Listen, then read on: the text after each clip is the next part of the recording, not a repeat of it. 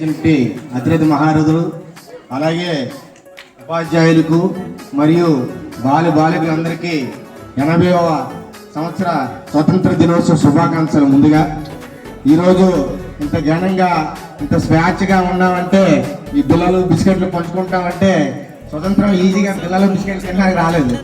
ఆ రోజు మహానుభావులు తమ యొక్క ప్రాణాలను అర్పించి ఈ స్వతంత్రానికి నిరంతరంగా పోరాటం చేసి ఈ రోజు భారత బానిస సంఖ్యలు వెలగొట్టారు. ఆ రోజు అంత కష్టపడి వాళ్ళ ప్రాణత్యాగం ఈ రోజు మన స్వతంత్రంగా స్వేచ్ఛావాయువుని మనం పీల్చుకుంటున్నాం.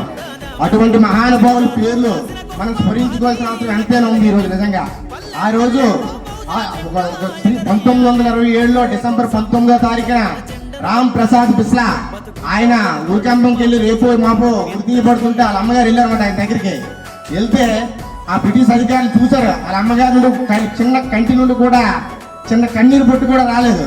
అడిగారన్నమాట, ఏమ్మా నీ కన్న కొడుకు రేపే ఉరి తీసుకున్నారు కదా, కనీసం నువ్వు కన్ను పొట్టు కూడా కింద కాల్చలేదంటే నా కొడుకు ఏదో తప్పుడు పని చేసి జైలుకి వెళ్ళేది భారత బానిస సంఖ్యలు తెంపడానికి ఆయన ఉట్టం ఎత్తుకున్న గర్వంగా సర్వగర్వంగా చెప్పిన మహిళ ఎవరైనా ఉంటే మూల్ నాయక్ దేవి.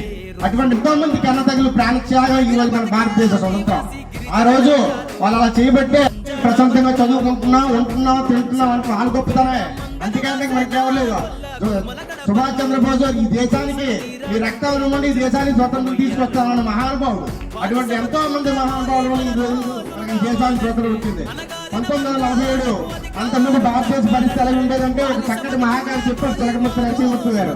భారత ఖండం చక్కటి పాడియాలు, హిందువులు లేడు దూరమై చేస్తున్నా, ఆంగ్లేయులు గడసడి గొల్లవాడు ఆ పిసుకుతుండే పాలు నూతులు కట్టారు. అంటే ఆ రోజు భారతదేశంలో ఉన్న సంపదని సువాసమైన ఆవుతో పోల్చారన్నమాట. ఆ రోజు ఎంత సంపద ఉండేదంటే భారతదేశంలో మాటలు కాదు, మనం చూస్తుంటే మన సంపద ఇంత సంపద కూడా తీసుకుని వెళ్ళిపోయారు. ఆ రోజుల్లో దాదాబాయి నవరోజీ ట్రైన్ సిద్ధాంతం ద్వారా మన ఆర్థిక వ్యవస్థ ఎంతైతే దూరపడ్డారో భారతదేశం దూరపడ్డారో అది గురించి అంటున్నారు.